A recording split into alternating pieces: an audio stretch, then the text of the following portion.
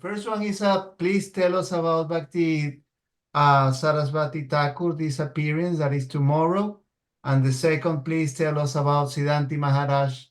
Also, that it seems that today or yesterday was his disappearance. So you were, you can tell us a lot about him, please. These questions is like, okay, I got a minute. Tell me everything you know. We can make it harder and give you half a minute if you like. What do you tell us everything you know about Siddhanti Maharaj? Tell us everything you know about Saraswati Thakur. Well, not like that, but since tomorrow is the day of disappearance, and something to keep us going. Okay, well, let's start with we'll start with Srila Saraswati Thakur. That seems tomorrow is his divine appearance day. Yeah, I said that tomorrow's Saraswati Thakur's, Srila Bhagavan Bhaktisiddhanta Saraswati Thakur's divine appearance day.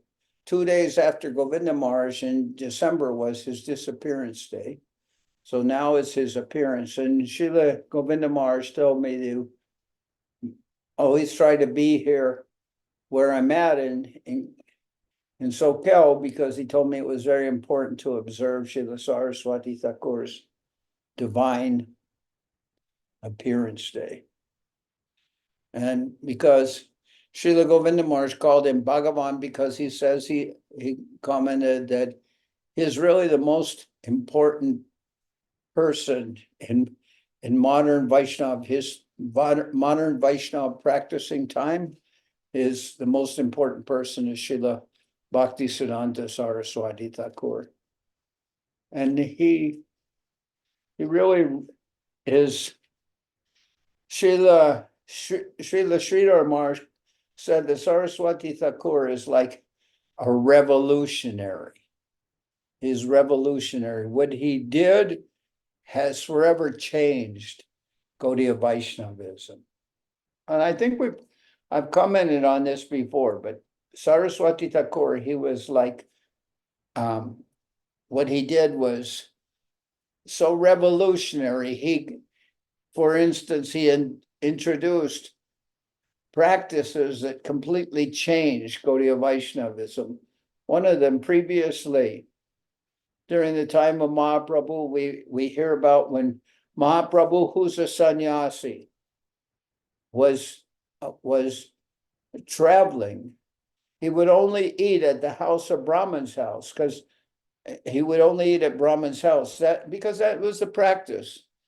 Who is a sannyasi?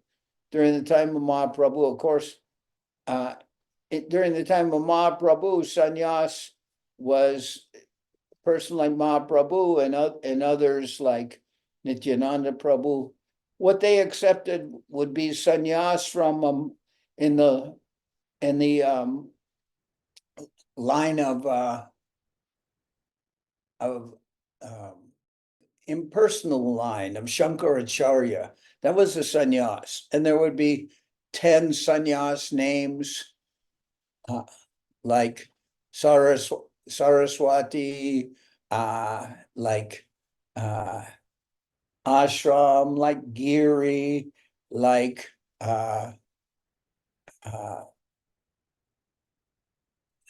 well, there's 10 names. Others can help me remember them all. Saraswati, Giri, ashram,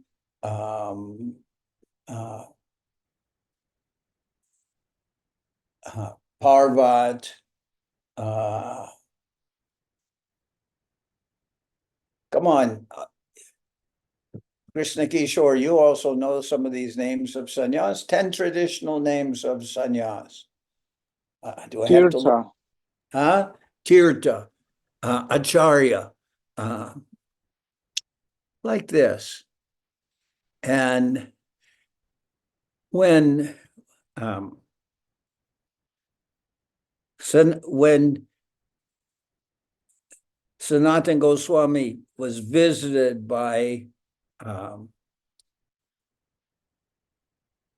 Jagadananda, Jagadananda repeatedly asked permission from Mahaprabhu to go to visit Vrindavan. But Mahaprabhu at first didn't give him permission because Mahaprabhu felt like Jagadananda was angry with him. There had been some incident where Jagadananda had made a big pot of sandalwood oil for Mahaprabhu, and he brought it from Bengal to Puri. But Mahaprabhu told Jagadananda, no, I will not use that sandalwood on my head because people will think I'm the kind of sannyasi that keeps women. So I will not use this sandalwood oil. It's better that you give it to the temple to burn in the ghee lamp. And then Jagadananda said, who tells you these things? Who told you I make this sandalwood? And he took the pot of sandalwood oil and he threw it to the ground, and then he locked himself in his room for 3 days. And Mahaprabhu could only draw him Jagadananda out of the room by telling him he wanted Jagadananda to cook for him. And that was the only way that Jagadananda, he had locked himself in his room for 3 days. Then after that, Jagadananda kept on insisting he wanted to go visit Vrindavan. But Mahaprabhu didn't give him permission because Mahaprabhu thought, Jagadananda, he's very sentimental. And if I let him go, he won't come back. He's angry with me. So finally, Swarup Damodar said, no, you just give him permission. He'll go and he'll come back, but you give him permission. So Jagadananda was given permission, and he went to Vrindavan. And he stayed with Sanatana Goswami. But Sanatana Goswami was doing madhukari, where he would beg from place to place, different houses, and bring madhukari means bring back as much food that was given to him as would fit in the palm of one hand. So he would go to many houses and beg like that. But Jagadananda was not accustomed to that. And so Jagadananda would go and cook. Jagadananda would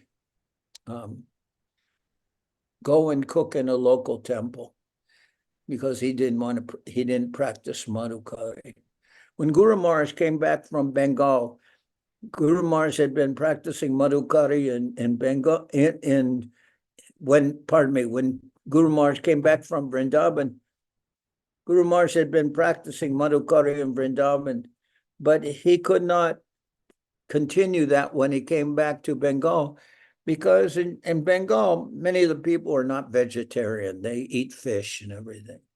So then Guru Maharaj didn't continue with that madhukari, and neither did Jagadananda when he was living with Sanatana Goswami. Although Sanatana Goswami lived by begging, Jagadananda went to cook in a local temple. So one day, Sanatana Goswami went to visit him, and Sanatana Goswami was wearing some saffron cloth on his head like a turban.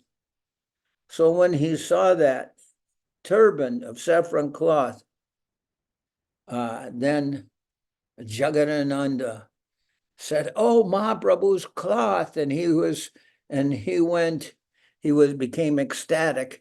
And then Sanatana Goswami said, "No, this is not Mahaprabhu's cloth. This was given to me by Mukunda Saraswati."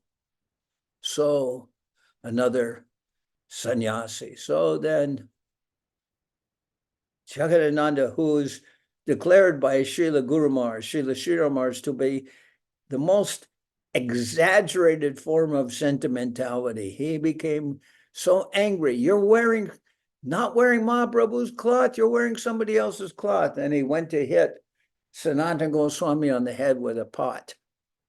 And then Sanatana Goswami said, no, he said, I don't use this cloth. I just wanted to test and see what is your love. If one doesn't see an exhibition of this love, how he will know about it. So in this way, Sanatana Goswami excused himself. But elsewhere, so later Sanatana Goswami went on to explain, he said, the Gaudiya Vaishnavas don't have use of saffron cloth.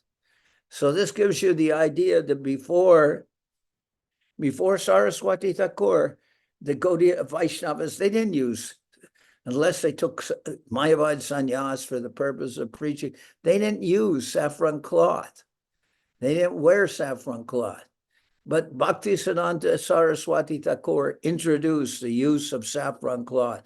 He introduced sannyas and brahmachari wearing saffron cloth. That was one of his innovations for preaching.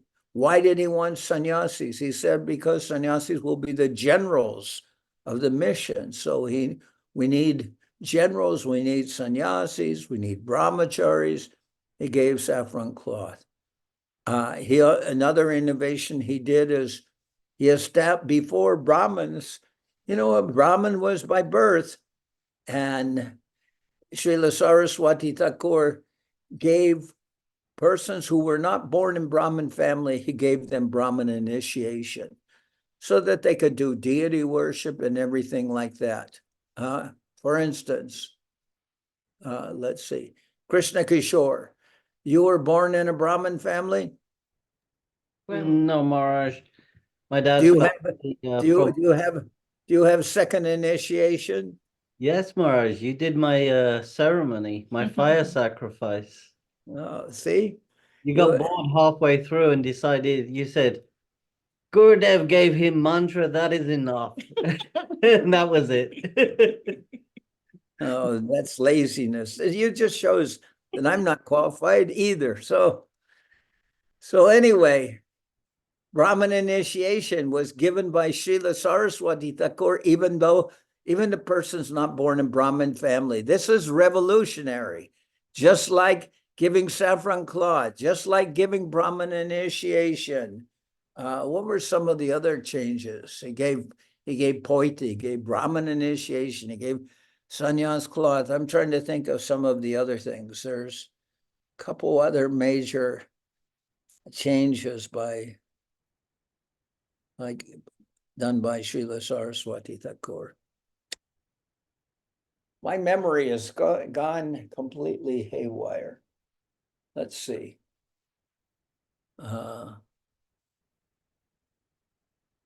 When they told the Saraswati Thakur that he should stay in the Dham, he should stay in Mayapur, Vrindavan, Saraswati Thakur said that the real need for Krishna consciousness is in the cities where the people are so far away from Krishna consciousness. Then he went to preach. He didn't stay in Mayapur. He went to preach in Kolkata. Preaching in Kolkata, like Govinda Maharaj, they told him, when he was going to Russia, they told the Govinda Maharaj that, you're leaving. Was it Govinda Maharaj or was it Prabhupada? I think Prabhupada. They said, you're going to preach, and it's the beginning of the mango season. He was going to preach in Russia. And Srila Prabhupada said, better do more sweet preaching the snows of Moscow. Preaching in the snows of Moscow is more sweet than any mango. So, Saraswati Thakur took Mahaprabhu's Sankirtan mission to the cities and everywhere, and he declared that the printing press was the Brihat Mridanga. He said the Mridanga could be heard for a few hundred feet or like that. but the mridanga can be heard all over the printing press can be heard all over the world. So he said that the printing press is the Brihat Mridanga. I'm trying to think of what other innovations that Saraswati Thakur made.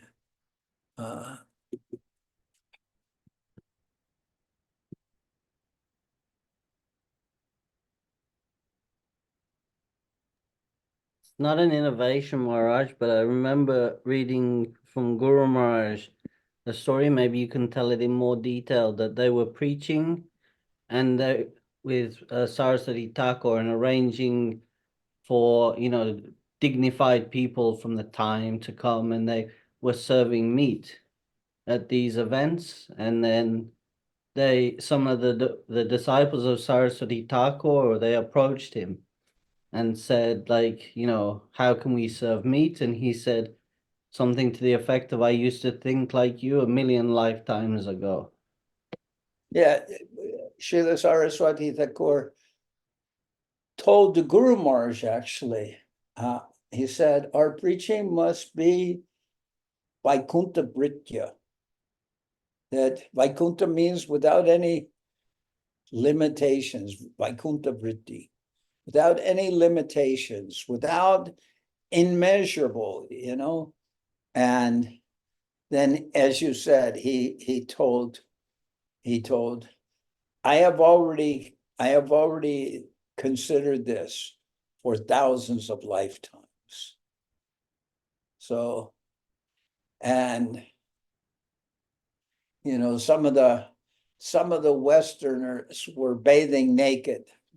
Germans were going there and they were bathing naked, and some of the local people were complaining about it. And he said, then build walls so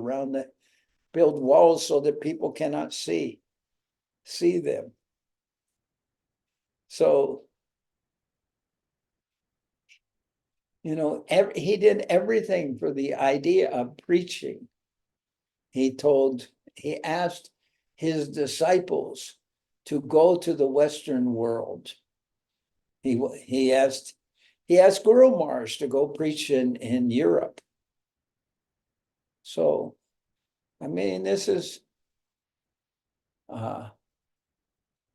Saraswati Thakur was a revolutionary.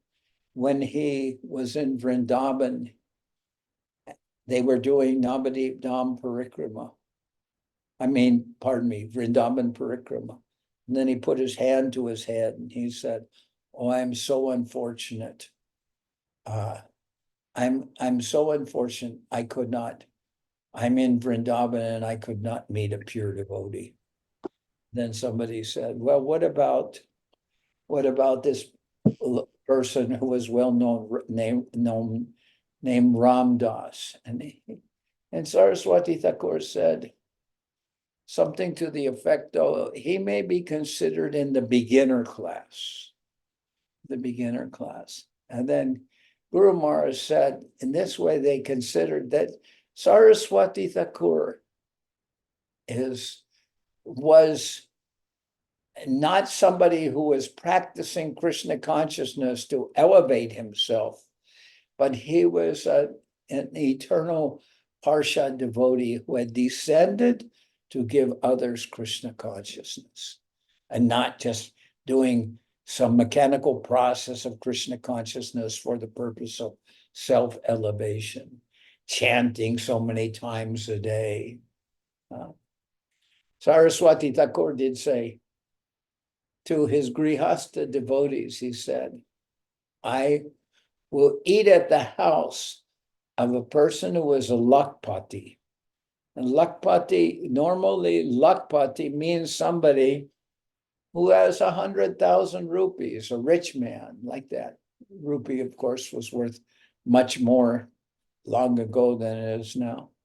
But so somebody could think, why he will only eat at the house of Lakpatis? But Srila Saraswati Thakur indicated that Lakpati didn't refer to how much money a person had.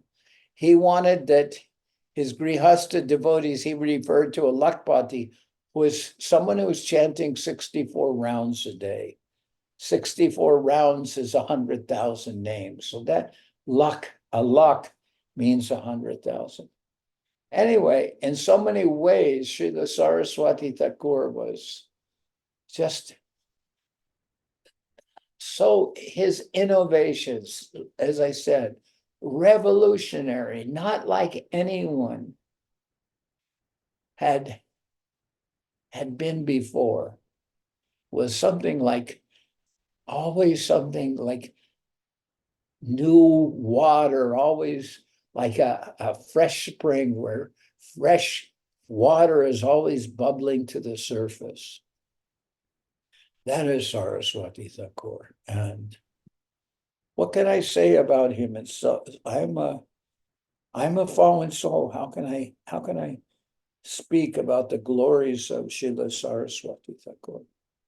Who else can mention a topic about Saraswati Thakur that we can explore or think or talk about? I have a couple maybe you can elucidate on. One was, I think I cannot remember if I heard it first from you or from Shilacharya Dev, but that one of his disciples was preaching and some men told him to go to some house and there he would get some bhiksha or something. And then he went there and it was a prostitute. And he wanted to renounce and not give up that service after that because he felt contaminated. And Saraswati Thakur sort of consoled him and told him, no, actually, that you have done a great thing. And look, you have even gone and you have gone for the purpose of preaching, not for some other reason. So it is a good thing. Well, who did he tell that to? I missed him. He went to the house of what? He went to he was directed by some men playing a joke, and they sent him to go to some house to get some some donation or something. And then when he got there, it was a prostitute. And so he felt very bad because he'd come in contact with a prostitute and wanted to give up his service. And I cannot, maybe he wanted to give up his sannyas or something. I don't remember that bit clearly. Who was sent to the house of a prostitute? Disciple of Saraswati Thakur. I'm not sure who. Oh, I don't know this story. I don't know. Okay. It must have been a Charyadev who told it then. Okay. And then the other thing I was thinking was in one of Guru Maharaj's books, Guru Maharaj said they were asking Saraswati Thakur, the disciples, oh, when will we get this information? Like, 'cause I think they were doing some installation or some program or something. And then he said, how can I tell you something that has not descended to me yet? I don't know that story, but I heard someone asked to Srila Saraswati Thakur, can you tell me what my Siddha Deho is, what my spiritual body is? And Srila Saraswati Thakur said, if you show it to me, then I can tell you. So how can he is saying, how can he tell somebody what their Siddha Deho is when they haven't come to the devotional platform to even have such a Siddha Deho? So in he the said, story I was referring to, Guru Maharaj is explaining that they are asking Saraswati Thakur for some information, and he is telling them, this information has not descended to me yet. So in that way, Guru Maharaj was saying, he was this high personality, and Krishna directly, or, Radharani is giving him this message of what his service will be. okay. So anyway, that Srila Prabhupada, he mentioned, and Guru Maharaj has talked about, Saraswati Thakur would ask so many of his disciples to go to the West and preach. And he had his reasons for doing that. But and Srila Bhakti I believe Bhakti Sharanga Goswami Maharaj, when he was a, let's see, when he was a, before he took sannyas, believe he was sent to the West. Was he known, was that who was a Prakrita? Who Bhakti was, Shranga Goswami Maharaj. what? Bhakti Shranga Goswami Maharaj. Yeah, who is a Prakrita? That's him? Who is a, what?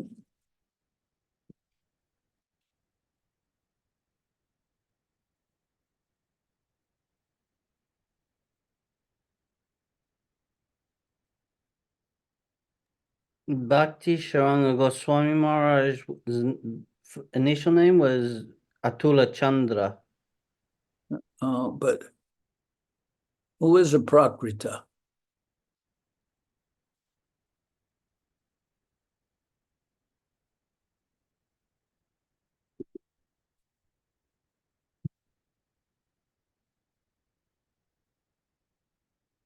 You cannot find anything on this stupid internet. Anyway, Bhakti Sharanga Goswami Maharaj, we heard about a story from Guru Maharaj that when he was preaching in the West, he had no money. He was sent there by Srila Bhakti, I believe by Srila Bhakti Siddhanta Saraswati Thakur, and he had no money at all. Then some wealthy man sent him a donation, but they sent it in his spiritual name, and he didn't have any way of cashing that check, except when he went to the bank, there was a newspaper article, and there in the newspaper article, there was a picture of him, and by the name, by that name, and he showed the newspaper article at the bank, and they allowed him to cash the check. Before that, he didn't have even enough money to pay for the gas to cook. So they complained to Srila Saraswati Thakur that it was hard for them to even have enough money to buy vegetarian meals. And then Srila Saraswati Thakur said, then you can just get non-vegetarian food and pick out the meat and eat what's left. So in other words, Saraswati Thakur didn't want to accept any excuses for not doing the service. And when they came back, Pavan Maharaj said that he came back and he was looking different than his normal attire. And he had been influenced by the West. And then he said, Pavan Maharaj said, they ask questions that we cannot answer. And then like the devotees said, like what? And then he gave examples. And then Guru Maharaj, Srila Sridhar Maharaj, answered all those questions. And Srila Bhaktivedanta Swami Prabhupada said, today, India has conquered the West, something like that. But Saraswati Thakur was indomitable. He would not accept any reason for not allowing the preaching to go on. Anyway, Govinda Maharaj has called him Srila Bhakti Siddhanta, Bhagavan Srila Bhakti Siddhanta Saraswati Thakur, the most innovative person, the most important person in modern times in Gaudiya history. And that, you have to consider, that is very high compliment, considering that he is the son of Bhakti Vinod Thakur. He was appeared in Puri. It is said that Mahaprabhu appeared in Bengal, but disappeared in Puri. And as the setting, and as the rays of the setting sun are transferred to the moon, so the appearance of Srila Bhaktisiddhanta Saraswati Thakur, the rays of Mahaprabhu were transferred to Srila Bhaktisiddhanta Saraswati Thakur, who appeared in Puri, where Mahaprabhu had disappeared. And like that, Srila Bhakti Vinod Thakur had prayed for a ray of Vishnu, and that ray of Vishnu appeared to Srila Saraswati Thakur. So, most important person. And then, what was it? Let me just look on the calendar. What that day is tomorrow, Srila Saraswati Thakur's divine appearance. And here we have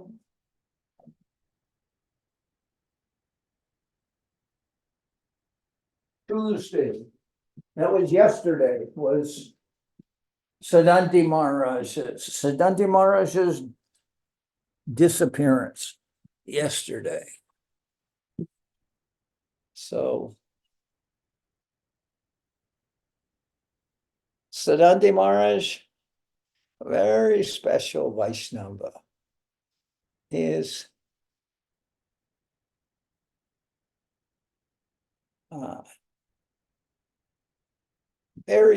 a very generous and soft-hearted Vaishnava. And Srila Govinda Maharaj said, anybody who wants real Guru Bhakti, they can take the dust from Siddhanti Maharaj's feet if they want real Guru Bhakti.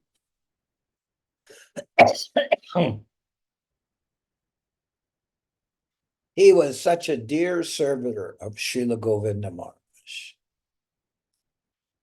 And it's just an amazing person. Sometimes he could be hard to understand or even a little bit difficult, in the sense that with me or others, he would always ask a million questions. He would say, if you went somewhere, where did you go? Yes, there. Who did you see? What did, he'd asked a million questions. But if you asked him questions, he'd say, where did you go? He'd go, out. What did you do? Stuff. He wouldn't tell. He was very secretive about his own activities, but asked so many questions about anybody else's activities. And very simple Vaishnava. And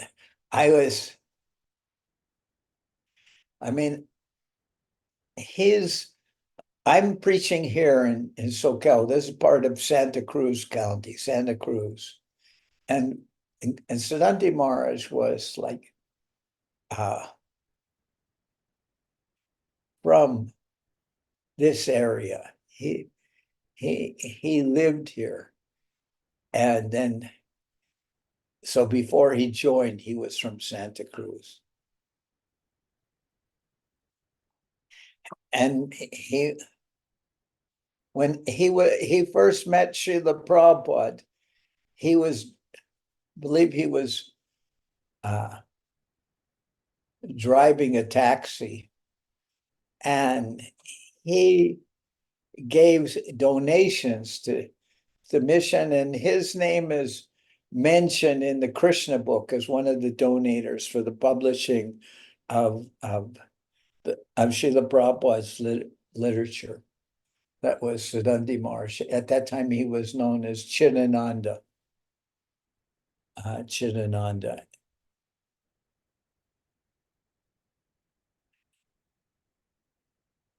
And I remember when I went to India in the very beginning, I believe it was 1971. I think it was February of 1971. And Srila Prabhupada, the first devotees who really he took to India were 5 or 6 months before, and they had been to Gujarat state. They went to, I guess, to Allahabad and to Gujarat state. And when I got there, Srila Saranandi Maharaj, then Chidananda, he had to leave India. He was there about 6 months, but he was one of the first persons who went there. And the reason he had to leave is he had contacted tuberculosis. So he went back to the West. But I remember I was kind of a new man, and Siddhanti Maharaj had been there, and I asked Srila Prabhupada who he was, and Srila Prabhupada told me, oh, he is a pure devotee. I mean, they didn't use that kind of terminology in those days for anyone except the acharyas.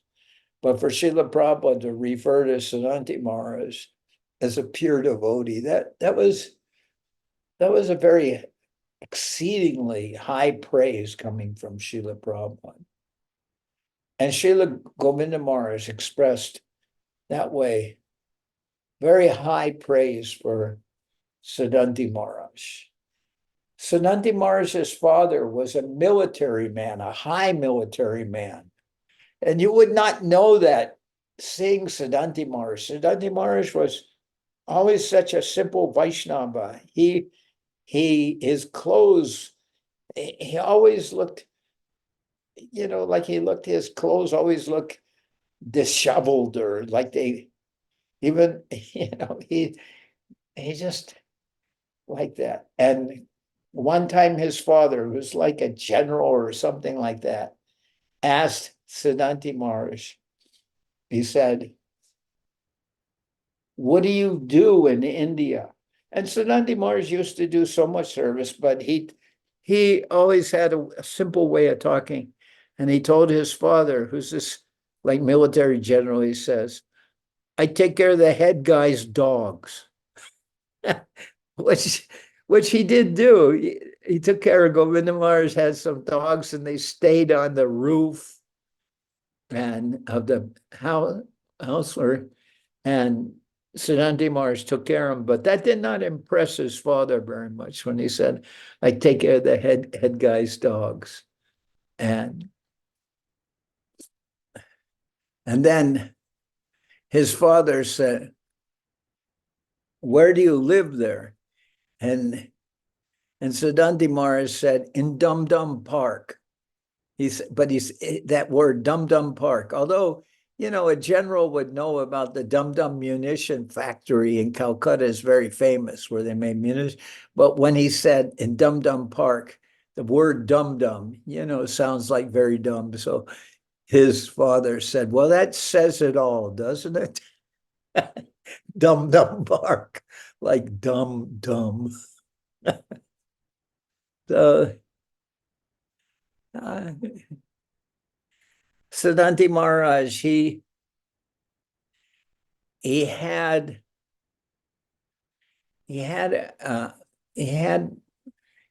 received some kind of trust account because, from his family, but he always gave all of his money, always used all his money to pay for Govinda Maharaj's travels. He would help pay for the travels of the people who travel with Govinda Maharaj. And Siddhanti Maharaj used to travel also extensively with Govinda Maharaj. He would go from place to place with Govinda Maharaj. He was always with Govinda Maharaj. So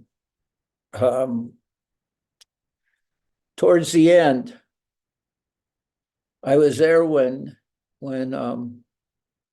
Siddhanti Maharaj became ill. In fact, Govinda Maharaj disappeared in, I guess it was February of 2010. And Siddhanti Maharaj disappeared a little before Govinda Maharaj, like maybe I believe it was the same year, maybe a month before. And Siddhanti Maharaj, at that time he was in the West, because when he became very ill, then he developed cancer, although I don't like to use that word cancer. We don't use that so much. But he developed that, and then Srila Govinda Maharaj, Siddhanti Maharaj, he told Govinda Maharaj, one doctor had diagnosed him, and in his case, his condition was already advanced. It had already become an advanced condition. And Siddhanti Maharaj told Govinda Maharaj he wanted to get a second opinion. And Govinda Maharaj, I remember, yelled at Siddhanti Maharaj. He said, you've already got a confirmation of what was suspected. Now, why do you need a second opinion?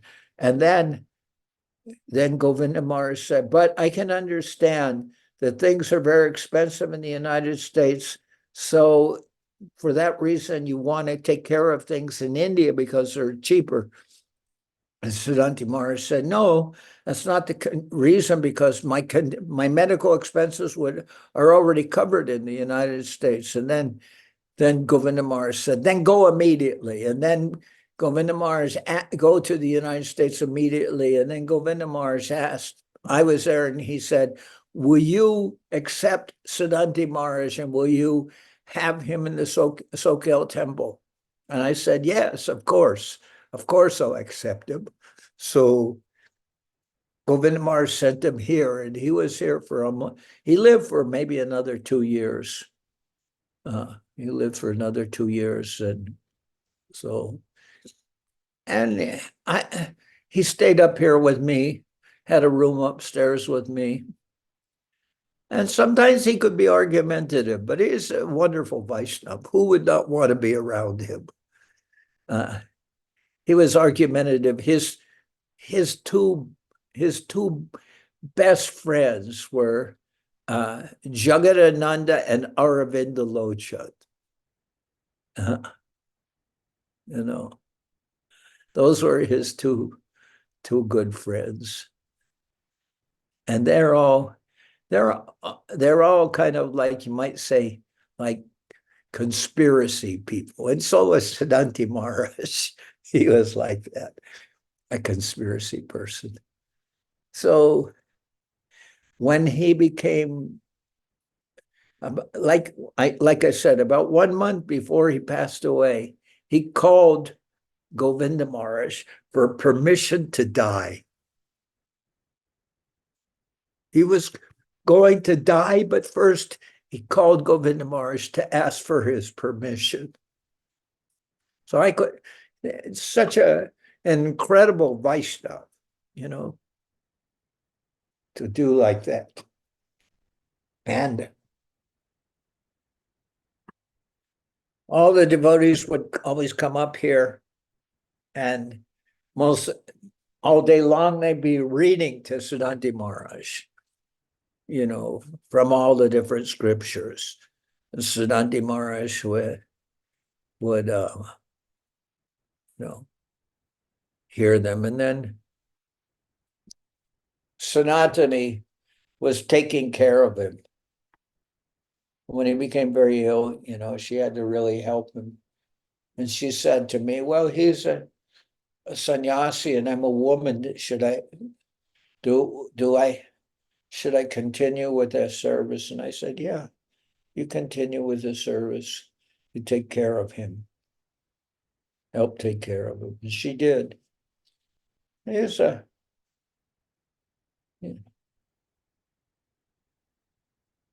like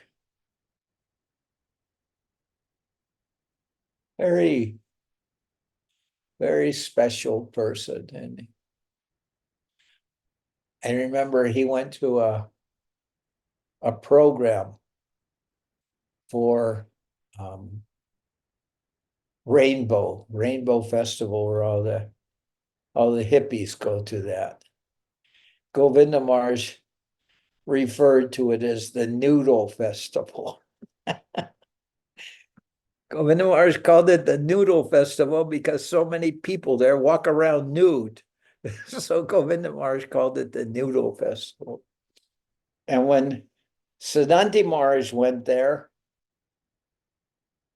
he ate some brownies when he was there. They offered him some brownies. And he was, let's say he was affected by those brownies because they were made with some special ingredients. As Siddhanti Maharaj. California's finest ingredients. What? California's finest ingredients.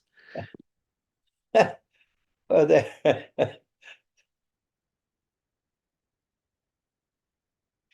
well, he ate those brownies without knowing what was in them. He became affected by those brownies.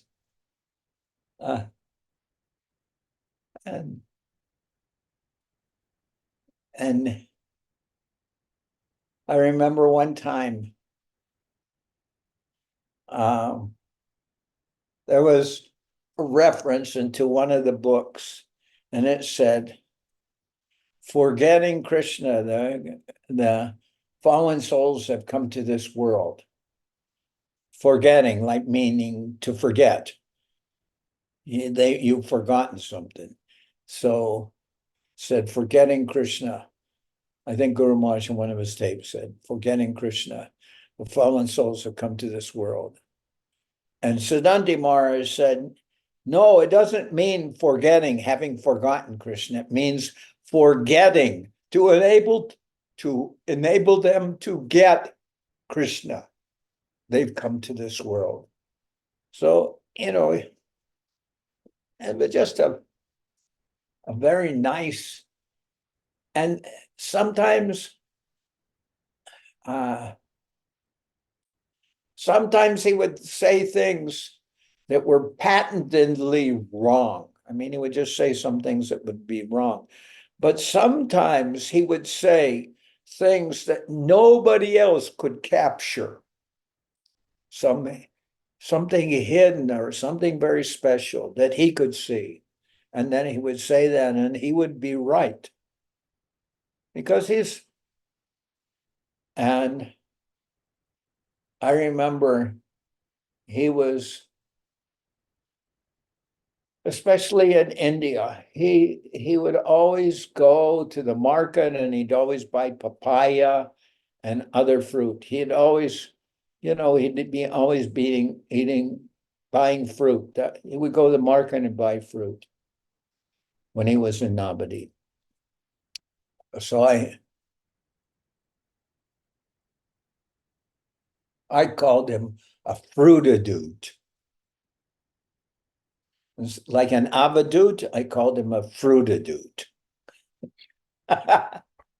Because that's what Siddhanti Maharaj seemed to me. He's like unlike anybody else you could ever meet.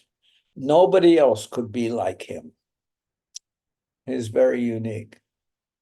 And I remember when he disappeared, which is yesterday, we had a program for him and so many people came to the program. And he had two brothers. One was named Gary and one was named Jim. And Gary was closer to him in age and he was closer with that brother, but his brother Jim came here and spoke about Siddhanti Maharaj. He was his young brother. So there's a big difference in age. And he spoke about Siddhanti Maharaj like Siddhanti Maharaj was his idol. Like he idolized Siddhanti Maharaj. When he said Siddhanti Maharaj in high school had been like a top athlete. He was on the football team. He's very tall and he was like an end and he spoke about Siddhanta Maharaj being a very good athlete and how he had idolized him and everything. And I was really surprised. I would have never thought about Siddhanta Maharaj having been an athlete, but he was. And just you could not understand, Siddhanta Maharaj, unless you knew him. He is just very unique person. So anyway, yesterday was his divine disappearance. And he stayed here the last 2 years of his life in SoCal. And I lived with him upstairs. Sometimes we would argue, but I tried to serve him also because I felt that was Govinda Maharaj's desire. Sometimes, I mean, he was so unique. And I remember one time he had these he got these 2 devotees to move here. And their name was Seamus and something else. I don't remember. And they both like said that they were from Ireland or something, but they were not from Ireland at all. But they were very different, and they lived here downstairs. Although, after a while it came out that they were kind of like lovers. They were 2 men and they were like lovers and staying in the brahmachari ashram downstairs, and it didn't seem so compatible. And then later they got a job working about a mile away, somebody who had a wine factory here, or wine, what do they call it, where they make wine? What is the name of that? A wine what? A winery. A winery, yeah. So they would go there during the day to work and earn money by helping make wine. So finally, I asked them to leave. His Siddhanta Maharaj came to me and he started yelling at me. And he said, I am bringing thousands of people to Krishna consciousness and you are kicking them out.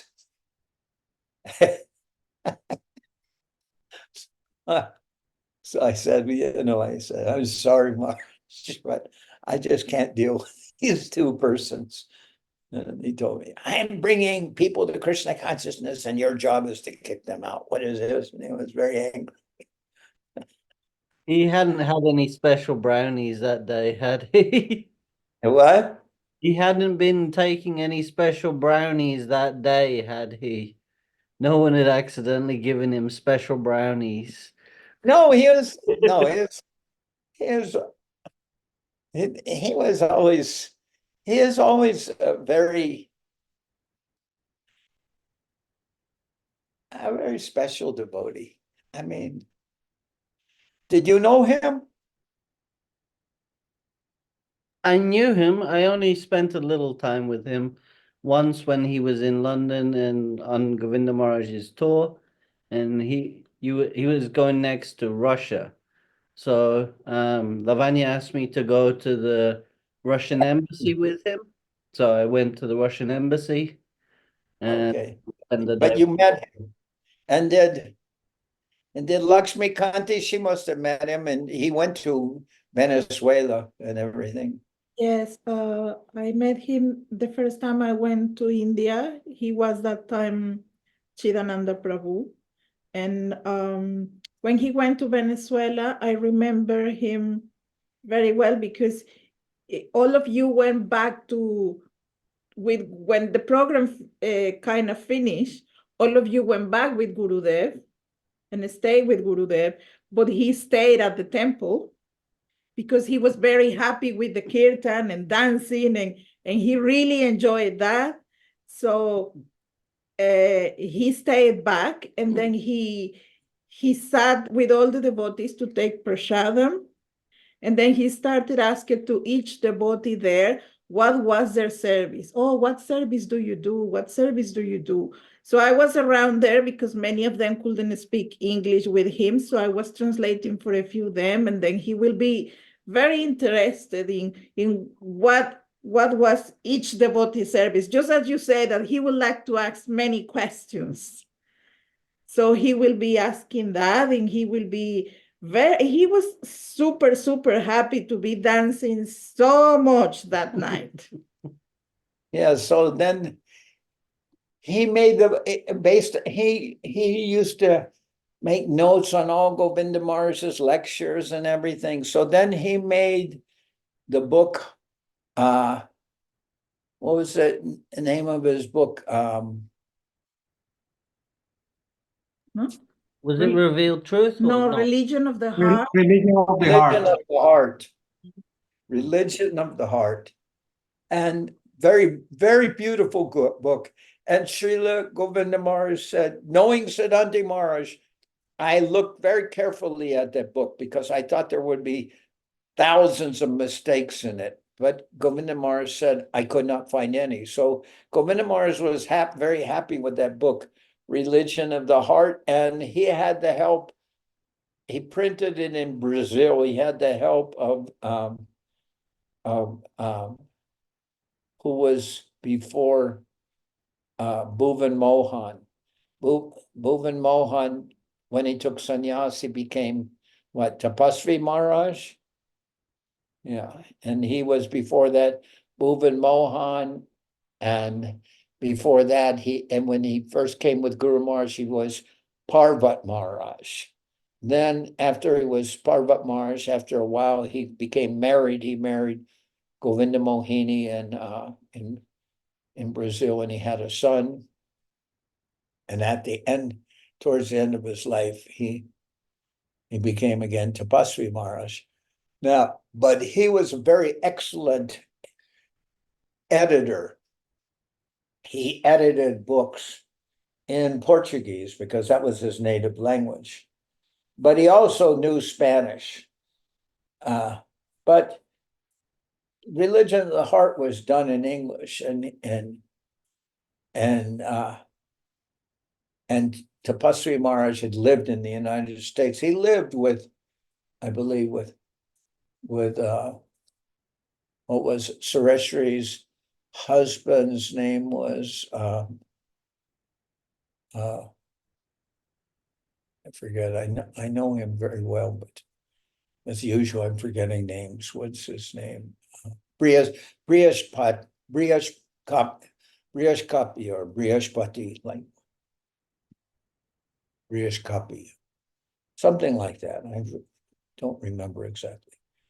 And he lived with him and Sureshri and Brihashpati was his name. Brihashpati and Saraswati, they started the Washington, D.C. temple. And they helped recruit and Bhuvan Mohan. And that time, when he first joined the mission, he was called Ambujaksha, and he was from Brazil. And he also was a wonderful devotee, super wonderful devotee, but he was there. And he and Siddhanta Maharaj worked on Religion of the Heart. And that book came out very wonderful. If you haven't read that book, you should read that book. It's very, very nice. Maharaj was also involved with the production of Revealed Truth as well, right? Siddhanta Maharaj. I think either he helped with some of the editing or some of the funding as well, I believe. That book was published. I thought, well, I don't know. I don't know so much about that. I thought Revealed Truth was related more with It was Tyagi Maharaj, but I Tyagi believe Siddhanta Maharaj helped him a lot with that book. Maybe.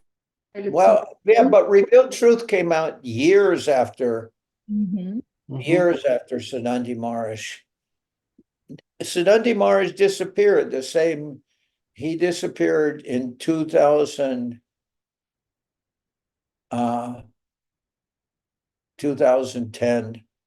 I don't know when Revealed Truth came out, but I thought it was after that. I think maybe what he think is because, as you say, Siddhanti Maharaj had so many notes of Gurudev's lectures. So maybe he got the material. But I do remember when Revealed Truth was published, because I was living in India at that time. So maybe they have had the source material from some notes that he kept. Maybe because Tyagi Maharaj also lived here in SoCal. So they might have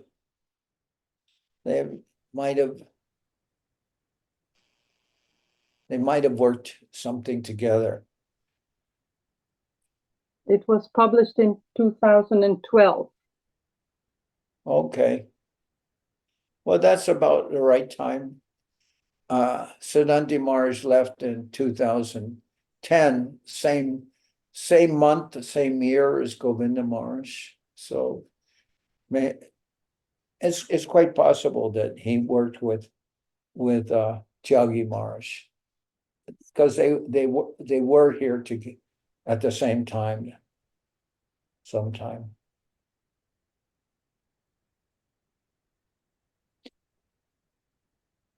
Maharaj, I found it actually in Revealed Truth. It's in the introduction.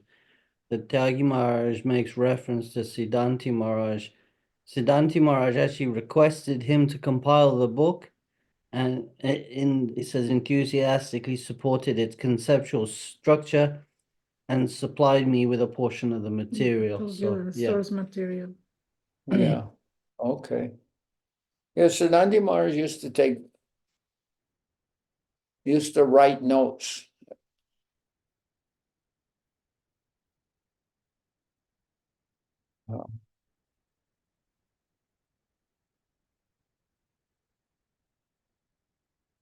Anyway, we talked about that. Then there were some questions. How do we develop sincerity was one of them. That question. So how can we develop sincerity? Well, like we have always, everything is resting on faith. If you have faith, then you can develop and grow as a Vaishnava, and your sincerity will also develop as if you have faith. So some persons, they will criticize religion. They will say, oh, it's always the same. You have to have faith. It's just blind faith that you have faith, but your faith is sentimental. It is blind. But our faith is not blind. There is always revelation. Like you mentioned, the title, Revealed Truth. I mean, it's not that your faith is blind. If you have faith, you will receive revelation. Revelation will happen. As I've given an example before. You can compare. You're advancing in Krishna consciousness, and it may be like you're traveling to a destination, and you're traveling looking at the map. And as you're traveling, you see, oh, this town is happening. Now I'm passing this town. Now I'm passing this town. You're going to another place, but before you get to the place, you're looking at the map, and on the map there is so many towns which you will pass through. So in Krishna consciousness, somebody can say, have you seen God? Do you know what? Have you talk about Krishna? Have you ever seen Krishna? And someone can say, I have not seen Krishna, but I've seen Gurudev. And from my experience with the scriptures and everything like that, they are like a map. They are like a guide, and they are giving information. And this is happening. What they say is happening. I have some realization of that. So based on realization, you will get, your sincerity will grow, you will not just be blind faith. As you continue to advance in Krishna consciousness, you can, with acceptance, there's also, Gita is also saying, with acceptance, there's also rejection. So to get to develop a superior taste, you have to give up inferior taste. If you imagine if you're eating some kind of nasty food and somebody gives you some nice prasadam, and then you'll think, oh, this prasadam is so nice, and what do I need with that nasty food? Such a nasty things I was eating. And you won't have any temptation to try that. Sometimes I hear from devotees that they think that some devotees, even after coming to Krishna consciousness, they still continue with some habits like smoking or something. But I don't know, when I came to Krishna consciousness, we threw away everything. We gave up everything. Of course, some things is harder to give up. Kamani, kanak and pratishta. Sexual attraction,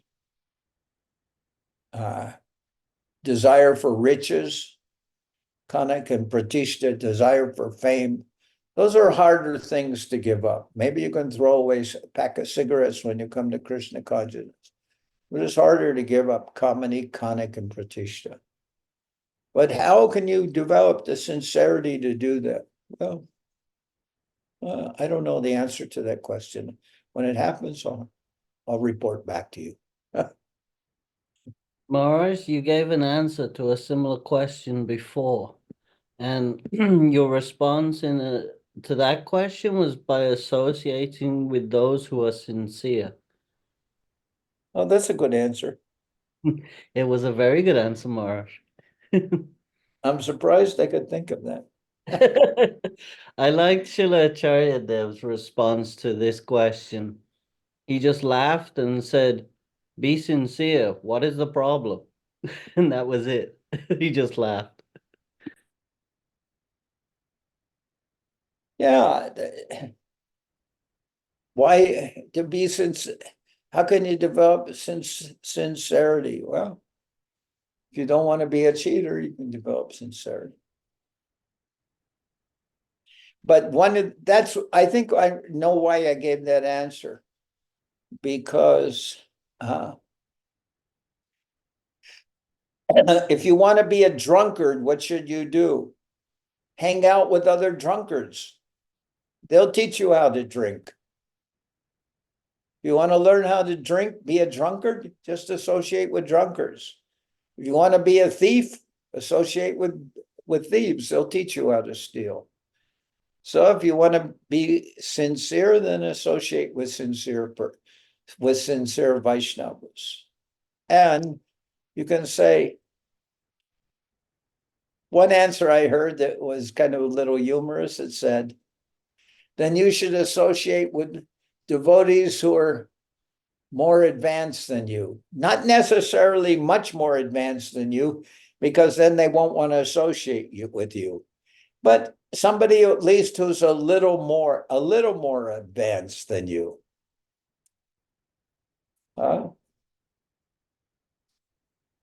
So if you want to advance,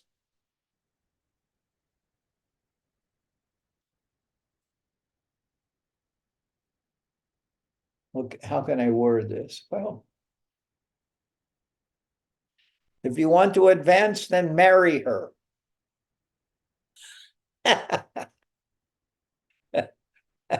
Like, generally, why it's a joke, but why am I saying that? Because generally we find in Kali Yuga especially, the ladies are a little more religious minded than the gents. If we see in the temples, there's always more ladies than there are gents, generally. Is that true? Yeah. And one Guru Maharaj's sister, Ramadidi, she told to ladies, she said, don't try and marry a brahmachari because they're trying to follow devotional life and they're following brahmacharyism. They're trying to be brahmacharis, so don't try to marry them, but go find somebody in a general society and then make them a devotee. She told to the ladies, go find somebody and make them a devotee. So I thought that was what Ramadidi, the sister of Guru Maharaj, told to ladies. You find someone and make them a devotee. That will be good. So anyway, so that's what Falguni did.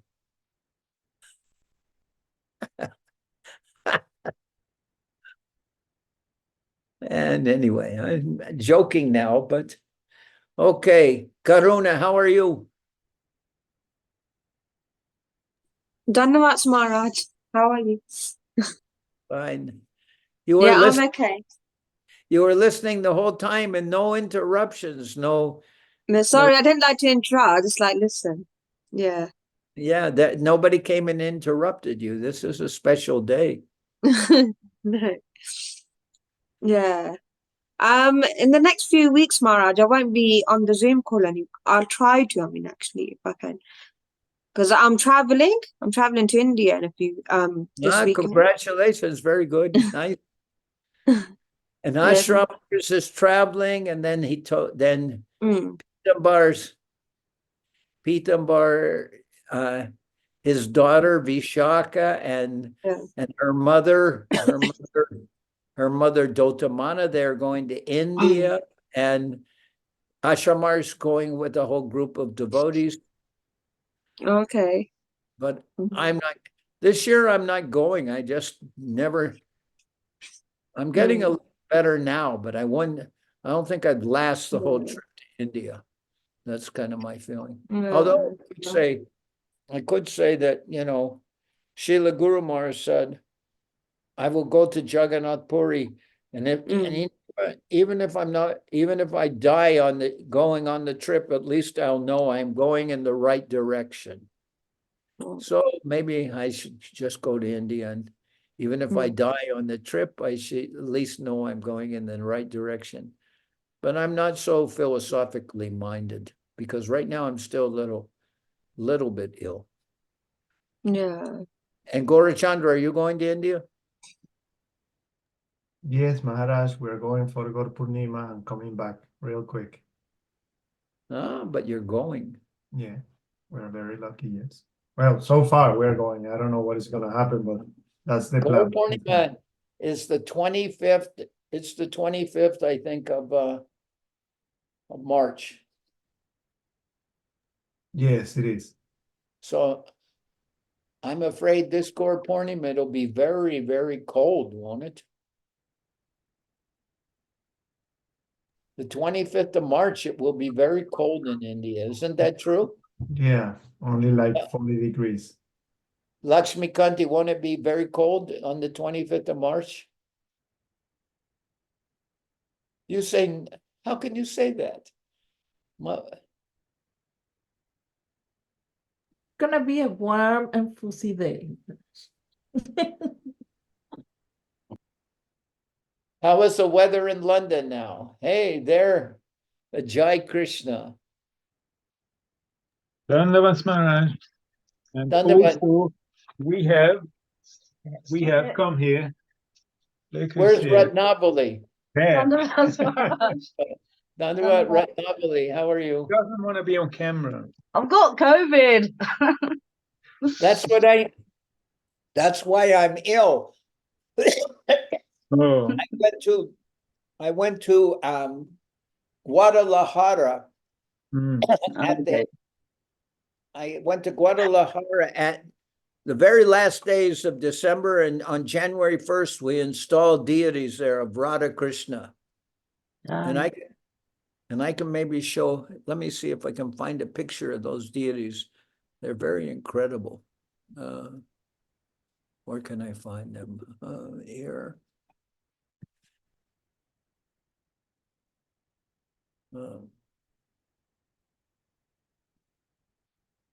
Why I cannot see this? Oh, because it's not. Just come back from India, Maharaj. It's definitely hot there. It's 31 degrees in India at the moment. Well, in Madhya Pradesh, for sure. Oh, nice. I don't know about that. I'm a winter 30 child. 31 degrees is nice. That's perfect. I'm too British, Maharaj. My body loves the cold. Let me see. How can I put a picture of the deities here? Let me see if I can drag the deities picture to chat. I don't know if I can do that. Let's see here, chat. Type message here. Oh, it's not going to let me put a picture there, right? I do this and I put a picture there. No. Well, it Maharaj, says. there's Oh, a it little, said I yeah, could. It said there's I a little could. plus symbol there next to the picture. Okay, there. Can you see the picture? Under chat. Can you see the picture there of the deities? Huh? Yes, Maharaj, Yeah. it's visible. Yeah. Yeah, Can, really amazing. can it be made? Then you can see it, but it's small. Can you make it bigger? No. Yeah, I can zoom in. Zooming in. Okay. It's beautiful. So we had Mahaprabhu. We were worshiping Mahaprabhu for over 36 years, and then I got Radha and Krishna and brought them there. So now we have Shri Guru, Gauranga, Radha Govinda Sundar Giridhariju. Jai. Yeah. But that day, that we had so many people, and after that I got COVID for the third time, and it has not left me. I mean, the COVID has left me, but my lungs are full of mucus still. So that I have some divine remnants of COVID. For that reason, I didn't want to travel to India, because I'm coughing and have all this mucus. And I thought if I go on a long trip, and I always become, this is flu season in India too. I don't know why. Mhm. So I thought maybe I could go to England when it's warmer. Now it's a little cold there, isn't it? It is, yes. It is, Maharaj. So I thought maybe April. April should be fine. April will be quite rainy. You don't know that, but April temperature showers. will be there. But So I thought maybe I could, fine. April or May, I could go May is to, better. yeah, I could go to England and Ireland, and then from there maybe go to India. Oh wow, yeah. Yes, Maharaj, that'd be awesome. And in India, of course, in May is going to be quite warm. Yeah. Yes. It's the Sweltering. hottest month of I think May is maybe the hottest month of the year in India. Yep, Maharaj, for sure. But 2 years ago, I went for Akshaya Tritiya, which was the 3rd of May. I went to Tarakeshwar, and it was quite nice. Of course, it was very hot, but sometimes during the nighttime it would be windy, and sometimes even it would be windy and it was not so hot. Sometimes. And sometimes it was very hot, but it was nice.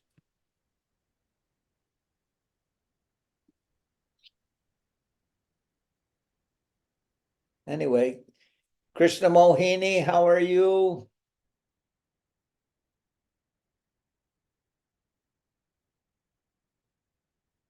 she's there. Hi, Maharaj. Very well. And you? Good, good. I'm okay. There's Nazar. He's in Ukraine. Nazar. Yes, in Oh, Ukraine. Subhasini. Dandavats Maharaj. Dandavats. Yeah. When is Madhusudan Maharaj going to Ireland? Monday, Maharaj. It's coming on Monday. Monday. Yes, yeah. Okay. And Sulalita in Turkey. Dandavats Maharaj. Dandavats Maharaj. Dandavat. And Ananta Govinda. Dandavat Maharaj, nice to see you. I'm glad to see you also. Ajay Krishna we have seen and Ratnavali also. Then Parama and Falguni and Gorachandra. Gorachandra, why are you wearing that hat? It's so hot there. Yes. Somehow I find it very, very comfortable, even that it's so hot now. Yeah. And Rasaraj, he's in Veracruz, where it's also very cold, I'm sure. Dandavats Maharaj, nice to see you again. Dandavats devotees. How hot is it in Veracruz now? Well, it's about 29, 30 degrees. Some days, depends. Okay. Is it that hot there in where you are, Lakshmi Kanti, and hot? We keep the house very warm, Maharaj. Yeah. Oh, but Krishna Kishore, outside it's very hot too, huh? It's boiling, Maharaj. You wouldn't want to leave without your, your t-shirt and your shorts. It's too warm. Well, were you born in England or born in Gujarat? I was born in England, but ever since I was a child, I felt cold. I remember, like, as a teenager walking to school, and sometimes I would leave the house and just go back home. I'm just like, nope, I'm not going out in this weather. It's too cold. Well, I'm kind of a little bit in some ways, not the opposite, but I mean, my background, my family was born in mostly in Russia. So for me, when it's a little cold, I can go out almost in a t-shirt. Not cold like London, but cold like if it's below 20 degrees, 15 degrees or something like that. I can be out in a t-shirt. Doesn't bother me so much. But I thought I was born in the wrong country because I felt the cold so much. But after Ratha Yatra last year, I know I'm not meant to be in India. That much I know. yeah, in India, when I go there, sometimes when it's very hot, then you can even get heat rash and like these things that look like pimples from the heat. On the day of the Ratha Yatra, like my body just gave up on me and I had to go and collapse in a tent somewhere, and they just poured water on me to cool me down because it was the feel factor was 50 plus and it was 98% humidity, and it was just my body. Nice, huh? So you're going back to Ratha Yatra again this year? No, Maharaj, I literally thought I was dying at one. Anyway, yeah, I was there one year in Ratha Yatra, and then the fire trucks came by. Fire trucks came by and they sprayed everybody with water from not rose water. I mean, they soaked you with the fire with the hoses, and that cooled you down, and it seemed nice. But then sooner or later, you had to have to after dandavats or something, and then all this dirt stick to you. It was could not win for losing. It was, anyway. So I can deal with the cold more easily than I can the heat, but still, I lived in India 5 years. I would like to live there again. But it won't happen, but I mean, I just say that, but I would like to be there again in the sense that I'm tired of dealing with so many problems. In India, there was no problems when I lived there. It was just, every day was a blessing. Lakshmi Kanti has something to say about no problems in India. Yeah. We remember things that way. You remember, it wasn't really the truth. It wasn't really the truth, but we remember things that way. It's the story I heard from Prabhupada about Punar Mushtika Bhava, again become a mouse. That the mouse thought he had so many problems. No, yeah, the mouse we all heard that story. First he wanted to become a dog, and then he wanted to become this, and then he wanted to become a tiger, and then when he was a tiger, he was transformed by a mystic yogi. Then when he became a tiger, first he was a mouse. No, the cat is always chasing me. Then I wanted to be a dog, and then this would happen, and then the other animal, and then finally became a tiger. And when he became a tiger, he's looking at the sadhu who had the mystic power, and then he's thinking, I want to eat you. And then the sadhu said, Punar Mushtika Bhava. Then again become a mouse. So that happens. I mean, it's not, we're always thinking something's better. Or the story about the brahmachari who, anyway, I'm not going to get into these stories. I've heard all these stories, but I'm always thinking that I would be better. This is like everybody. When I was in India, I was a young man, and I didn't have any problem. I really did not own anything. I didn't have a watch. I didn't have a tape recorder. I didn't have any money. I didn't have anything. I just lived, and the only thing I had was a pair of 2 rupee chappals, the 2 rupee flip-flops. And then somebody would steal them, and then I'd have to get 2 more rupees to go buy flip-flops. But those were the only problem I had. And then I would go out begging and meeting with people and all that. And I was very happy doing that. I was a young man and not so much disturbed. And I was thinking that life in the West was very complicated. There were wars, and all the brahmacharis. Main problem I thought was all the brahmacharis are being forced to get married, because they had a problem in the temples that they had men and ladies, and they're always what to do with the ladies. So they married the ladies off to the men, and then so it was hard to be a brahmachari in the West because they were busy marrying all the brahmacharis off. That was kind of like the mood. So I decided to stay in India.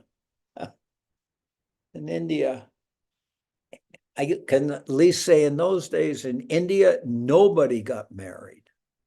Only Indians got married, but not Westerners.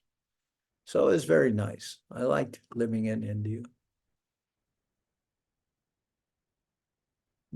So I sometimes think about going back to India. Look, you can see Suvasini, you can see a picture of the deities now that we installed in Guadalajara. They're there in the chat. And if you push the button on the chat, you can download that picture. Yes, I saw that, Maharaj. Yeah, you put it on the chat. I saw that. Yeah, very nice. Yes.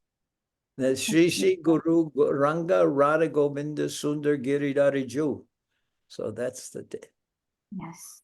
And but when we were there installing the deities, then I got COVID. And I did not get rid of the effect of the COVID. I still have it, mucus in the lungs and all this coughing. Do you take any medicines for that, Maharaj, or register?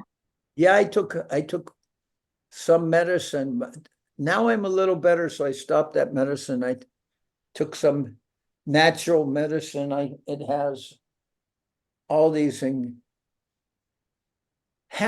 ingredients. I don't know what the other people know what the ingredients are. I'm going to see them.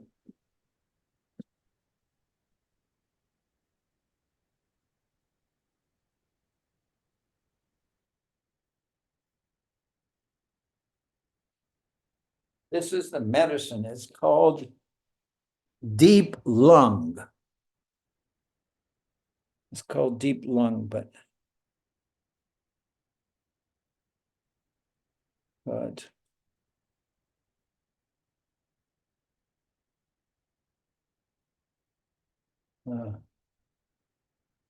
there's many. I'm trying to see what the ingredients are, but that's a lot of ingredients.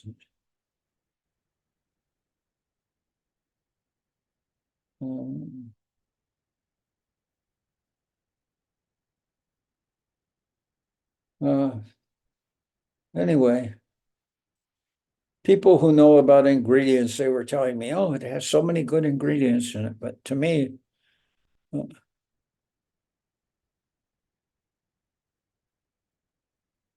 it says,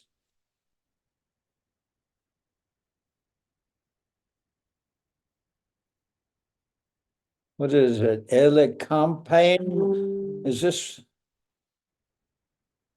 Maybe I can make a picture maybe of the ingredients. I can't read them. They're so small.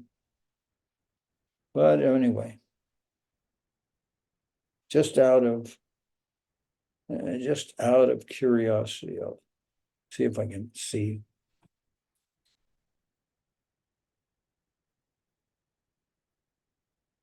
It's not helping.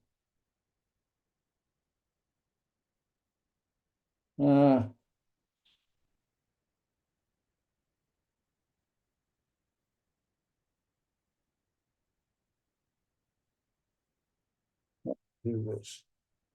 Anyway, somebody knows what this means. Sanatani knew what all these ingredients were, but I don't.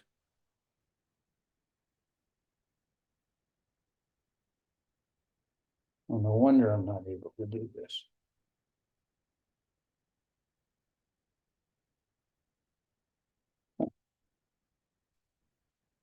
Maybe if I make this bigger, I can read what it says.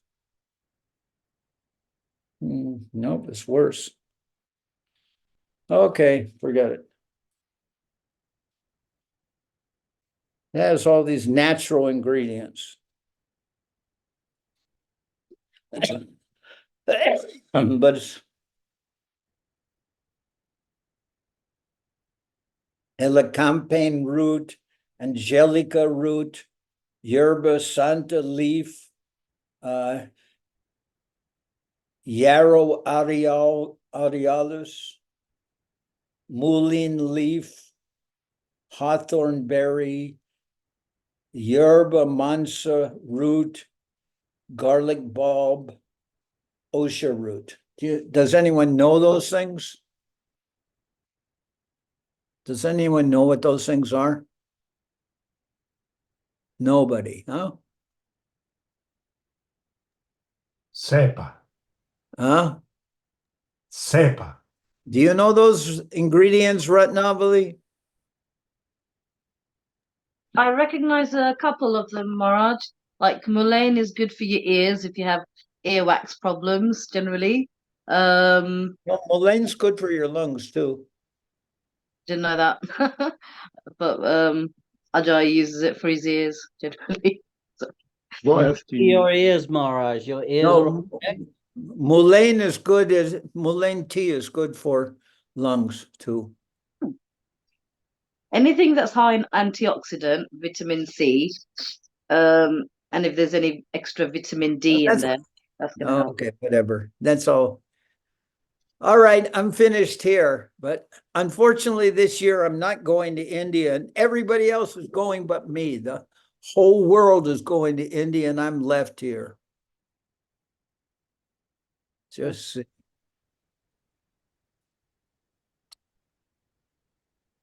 I would really like, if I was going to India, I would go earlier and I would go to Tarakeshwar. I like it there. Where do I go? When I go to India, where do I go? Bengal. I like to go to Bengal. Everybody else wants to go. All these people want to go to Vrindavan. No, I'm not. I'm interested in going to Bengal.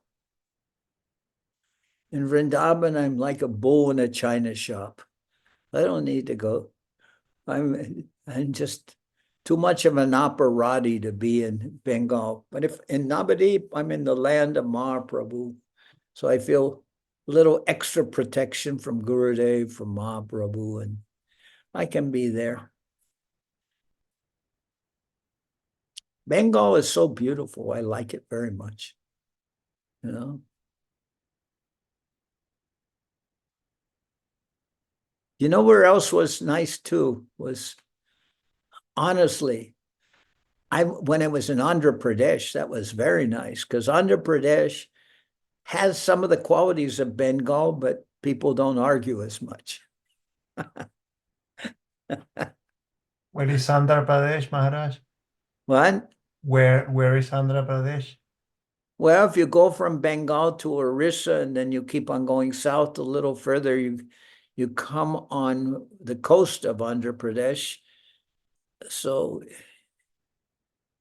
you can see, I stayed in Hyderabad for maybe 2 years, stayed in Hyderabad and traveled all over Andhra Pradesh.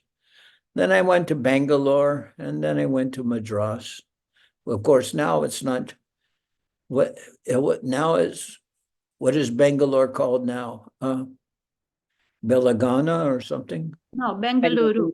Bengaluru. Bengaluru. Okay. Bengaluru.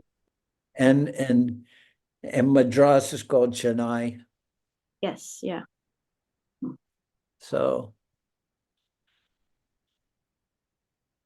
it was nice. It was nice in Bangalore. Yeah. When I was there was no industry, there was no technology. The only industry there was incense and one brewery. They had one brewery. And they called Bangalore the air-conditioned city. Yeah. But I don't think it's called that anymore. Yeah. But it was very nice. And we had one small, I think we had a small flat or something, and across the street was a restaurant. And we would go across the street and borrow plates and glasses from metal plates and cups from the restaurant. They would loan them to us. And we would cook ourselves, but we would use their plates. They're very simple. They're very simple. And in Bangalore, devotees cooked, nice. They made rasam and sambar. Yes. When you get sambar made from a package, in the West, they make sambar from a package. It tastes terrible. But when you have sambar made from somebody who knows how to make sambar, then it tastes very nice. But sambar from a package is terrible. So that was nice. But I like Bengal. If I go to India, I won't go so much now to Andhra Pradesh. I'll just go to Bengal. What was that noise? It was G. That's good. That noise is nice. It sounds like a Bangladeshi. It's maybe from my phone. I think I was not. It was Okay, but it sounded good. Bangladesh, they say. They go G, right? What is that? How do they? How do Bengalis say yes? In Calcutta and Navadvip, they say ha or ha. But And in Bangladesh, they say G. G. Yeah, that's what that phone's noise sounded like. Anyway, it's kind of late. Everybody wants to take dinner. Enough of this. So I will see everyone next week. Although some of you will be gone, huh? Who is going to be gone? Who's going to India? I'm going, Maharaj. You're gone. Yeah. Are you going to India? Yes, Maharaj, I'm going. Where are you going? I'm going to Delhi because it's my younger brother's wedding. And then I might, after that, go to Vrindavan. I mean, I've never been, so I'll try to go. Yeah. Oh, Yeah. okay. You'll go to Delhi and Vrindavan. Yes.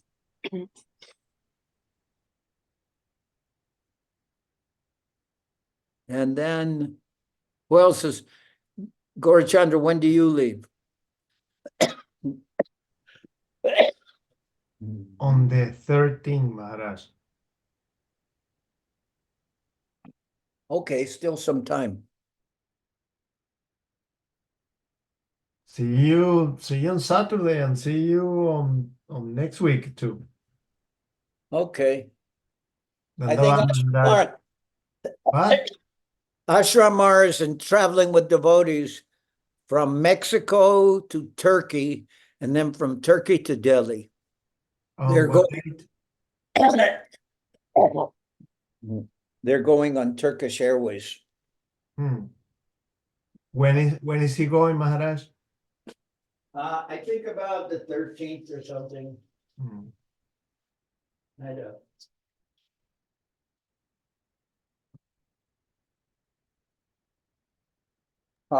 Coughing. All right. Maharaj, when the parikram starts, would you be maybe consider doing like a class every day to tell us something about the parikram pastimes?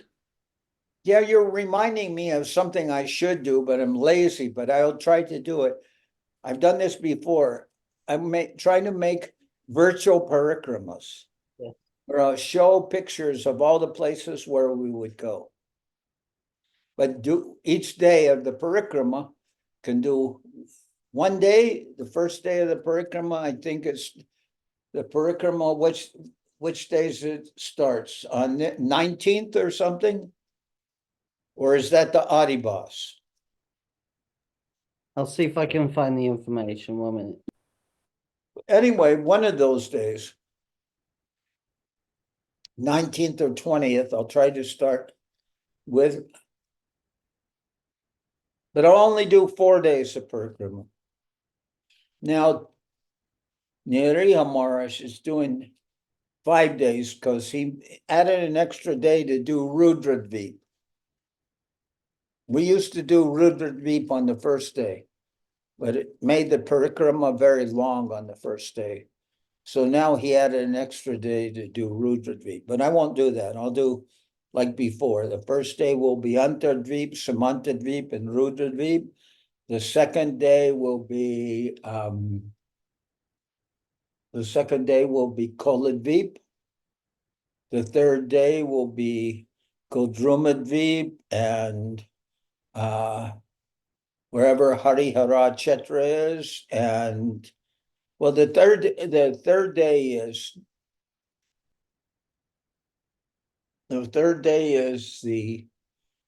would go to the temple of Avadup Maharaj, which that's the Gaudiya Math temple, that beginning of for Surabhi Kunj, then to Bhakti Vinod Thakur's house, then to Harihara Chetra, then to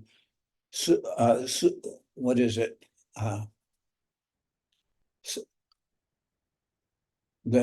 What is some? I'm trying to think of. Yeah. After Harihara Kshetra and to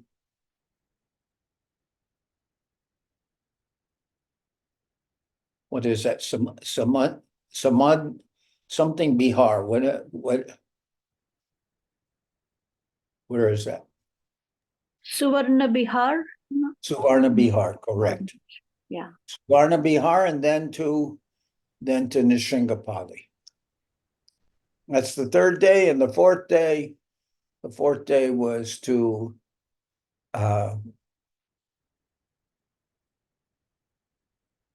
where the Ganga and the Ganga and the ocean meet. That what is the name? That is, what's the name for the ocean? It's anyway, that's a town right near Navadip, and then we would go to the would read from the Navadip Dham Mahatmya. It's Samudra.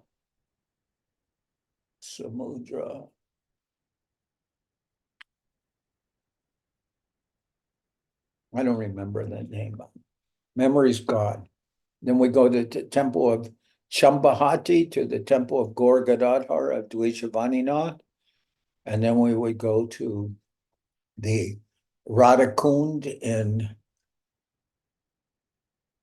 Navadip, that the Radhakund, and then we would go to the temple of where the 4 Vedas were taken during the time of the flood. That's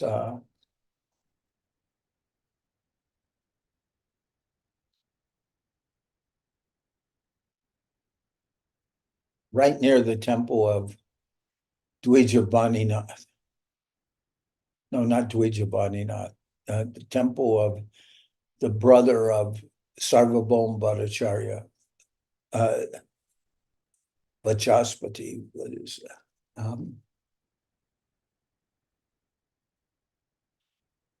If I see my notes, I remember everything, but right now my memory is gone. The 4 Vedas is where all the 4 Vedas took refuge of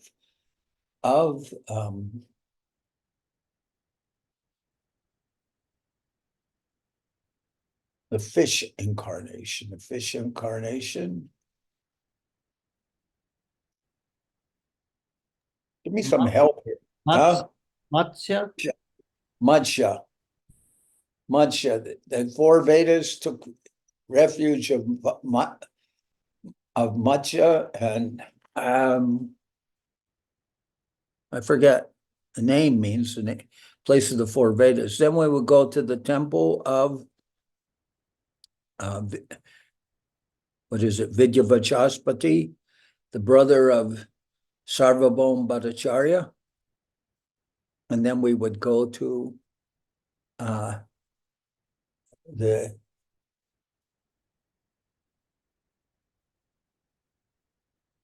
forgot the place where we would where Janudvip, where the Ganga was swallowed by Janu Rishi. Nice story about that. And that's the 4th day. And then the last 2 places we would go to the temple of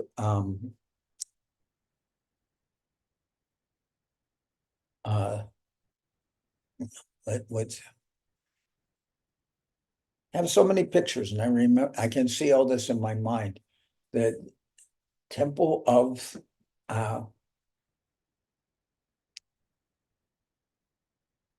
Sharanga Thakur, Sharanga Murari, temple of Sharanga Murari. And then the last place is the birthplace of Vrindavan Das Thakur, Mamgachi. Well, I remember all these things, and I have pictures and all that. I can see all these things in my mind. And that was very wonderful to be on those. And it was very nice. And the Bengalis, especially so many Bengalis, they all on the last day at the place of Vrindavan Das Thakur in Mamgachi, they all expressed how happy they were doing the parikramas with the Westerners and everything. It was very nice. And then we would all go to take across the street, we would go for a picnic. I'll take a big picnic there in the park. Take Kitri.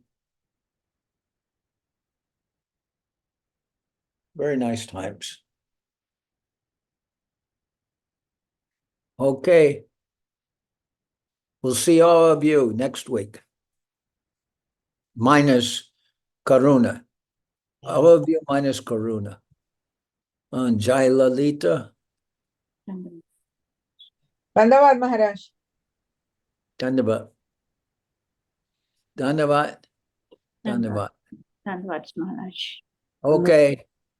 Who's the person who started this? That's Gorachandra. Did you start this or who?